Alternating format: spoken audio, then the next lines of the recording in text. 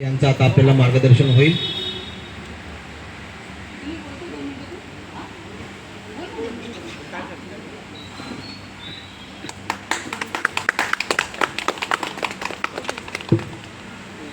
धवलगिरी सहकारी गृहनिर्माण संस्था, त्याचबरोबर mother and son Swarnalata mother and son trust आणि IPC आणि salt aggregation of waste for recycling and treatment यांच्या वतीने आयोजित केलेल्या अत्यंत महत्त्वाचा आज 5 जून आहे, पर्यावरण दिन म्हणून आपण साजरा करतोय.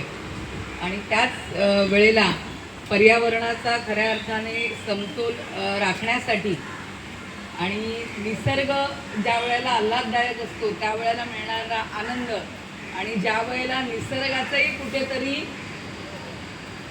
समतोल बिघडायला लागतो त्यानंतर होणारा त्रास या गरमीत आपण अनुभवलेला आहे. पाऊस कधी येतोय याची आपण वाट पाहतोय, तोही कमी येणार आहे असं म्हटलं जातंय. त्यामुळे या सगळ्याचा पूर्णपणे परिणाम आपल्या जीवनमानावर कसा होतो हे आपण सगळेजण अनुभवतो आहोत. आणि अशा वेळेला या पर्यावरण दिनाच्या माध्यमातून आपल्या प्रत्येकाचं एक पाऊल पुढे कसं जाईल निसर्गाचा समतोल राखण्याच्या दृष्टीने, तो प्रयत्न आपण या ठिकाणी सन्माननीय उपमुख्यमंत्री एकनाथ शिंदे साहेब, सन्माननीय आमदार प्रकाशदादा सुर्वे आणि सन्माननीय या विभागाचे नगरसेवक आणि उपमहापौर संजयजी घाडी यांच्या माध्यमातून आपण करण्याचा प्रयत्न करत आहोत. आणि या संदर्भातली एक मीटिंग हाऊसिंग सोसायटीची आपण देशमुख रेसिडेन्सीमध्ये पहिल्यांदा घेतली आणि त्यानंतर सगळ्यात प्रथम पुढाकार हा धवलगिरी कोऑपरेटिव्ह हाऊसिंग सोसायटीने दाखवला. सलील मालडकरजी आणि सर्व बिल्डिंगमधले आपले ॲक्टिव्हिस्ट रहिवासी, मोस्ट ॲक्टिव्ह सोसायटी असं मी म्हणते या पूर्ण देशमुख रेसिडेन्सीच्या सगळ्या इमारतींना सातत्याने ते पार्टिसिपेट करत असतात. त्याबद्दल मी आपले आभार मानते, आपलं अभिनंदन करते की आपण हे पाऊल पहिल्यांदा उचललेलं आहे. आणि छान मला वाटतं व्यवस्थित असे ही मिळालेले आहेत आपल्याला प्रोसेसिंग युनिट, ज्यातून आपण खत निर्मिती करणार आहोत.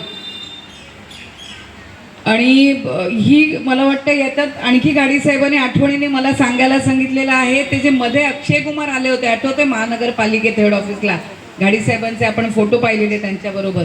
आणि त्या संकल्पनेतून त्यावेळेला ती ग्रीन लीग म्हणून आपण सुरू केलेले पूर्ण मुंबईभर.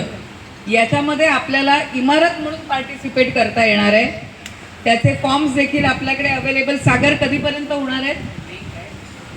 हां, लिंक फॉरवर्ड करा. यांना सोसायटीजनी आपण जरूर पार्टिसिपेट करायचं आहे, कारण अशा पद्धतीचे उपक्रम राबवून झिरो कचरा जर आपण करू शकत असू किंवा आपण खत निर्मिती प्रकल्प करताय, आपल्या परिसरातील झाडं ही खतांच्या माध्यमातून चांगली वाढत आहेत, आपला परिसर स्वच्छ आहे, सुंदर आहे, तर लाखोंचे प्राइजेस त्या सोसायटीला मिळणार आहेत. त्याचबरोबर डस्टबिन, सगळ्यात पहिलं तर तुम्ही जसे पार्टिसिपेट होता तसे तुम्हाला 120 लिटरचे मला वाटतं 3 ते 4 डस्टबिन इकडे पहिल्यांदा येतील. तर माझी विनंती आहे की आपण याच्यात पार्टिसिपेट करावं आणि देशमुख रेसिडेन्सी म्हणून ज्या काही आपल्या 8-9 बिल्डिंगचा समूह आहे, 10 बिल्डिंगचा, त्यांनीही आपण पार्टिसिपेट करावं.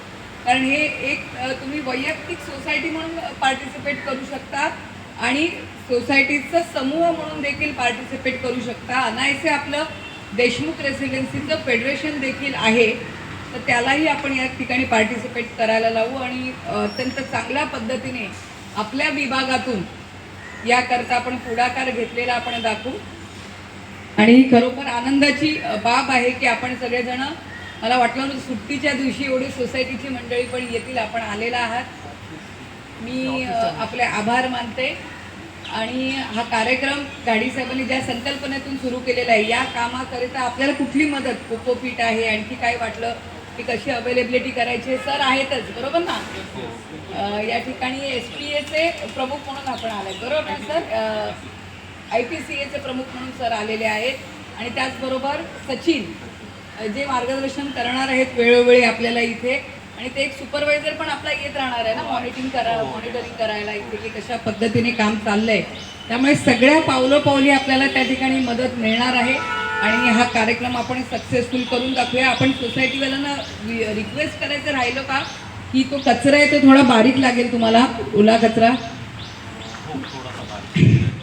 भाज्यांचा जो कचरा आहे ना तो थोडासा बारीक करावा लागेल.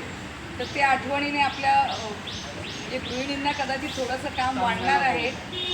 बारीक म्हणजे फक्त एवढंच की जर समजा मोठं हे असेल कलिंगड असेल तर कलिंगड फक्त शेड करायचं, कोबी असेल तर थोडंसं बाकीचे रेग्युलर जे आहे ते त्याचं एक वेगळं कॉम्पिटिशन ठेवू का मी, सगळ्यात बारीक भाजी कापणारी मी. तर ते जर आपण केलं तर ते खत निर्मिती प्रॉपर क्वालिटीचं खत चांगल्या पद्धतीने निर्माण होऊ शकतं. आणखी एक आपण इथे सांगितलं होतं ते लिक्विड काय म्हणतात, हां ते लिक्विड असतं जे कचऱ्याच्या माध्यमातून तयार होतं, त्यालाही चांगली डिमांड आहे. बायो फर्टिलायझर बरोबर की नाही, त्यालाही म्हणजे ते पाणी मिक्स करून झाडावर फवारणी करण्यासाठी वगैरे पण वापरलं जातं. तर ते देखील याच्यातून तयार होतं. ॲक्सेस पॉईंट आहे ना, तो पण इथे तयार होऊ शकतं.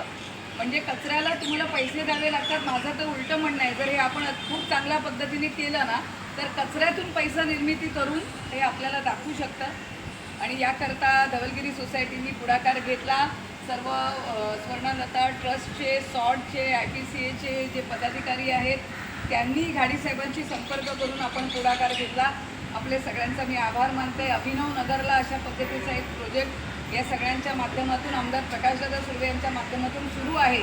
आपण त्या दिवशी तो बघायला जाणार होतो, पण सगळ्या सोसायटीमधून फक्त एकच व्यक्ती आले होते. तर माझी विनंती आहे, कधी बघायचं असेल तुम्ही जर यांना सांगितलं तर तो प्रोजेक्ट देखील तुम्ही बघायला जाऊ शकता. आता ही समस्या गंभीर बनलेली आहे, कचऱ्याची समस्या. म्हणजे 2028पर्यंत आपण कचरा जमिनीवर कुठे डम्पिंगला पडणारच नाही आहे, या पद्धतीचं हे गव्हर्नमेंटने देखील काढलेलं आहे. त्यामुळे त्याकरता पावलं आपल्याला आत्ताच उचलावी लागणार आहे. त्याकरता आपण सगळेजण तयार राहाल अशी मी खात्री बाळगते. आणि निसर्गाला अत्यंत समतोल करण्यासाठी, आपल्यासाठी पुनश्च योग्य बनवण्यासाठी, कारण आपणच त्याचा समतोल बिघडवला आहे, तर एक पुढाकार आपण घेऊया तो समतोल पुन्हा निर्माण करण्यासाठी. आई भवानी, आई जगदंबा आपल्या सगळ्यांना या प्रयत्नात यश देवो आणि सगळ्यात महत्त्वाचं सातत्य देवो, एवढी प्रार्थना करते.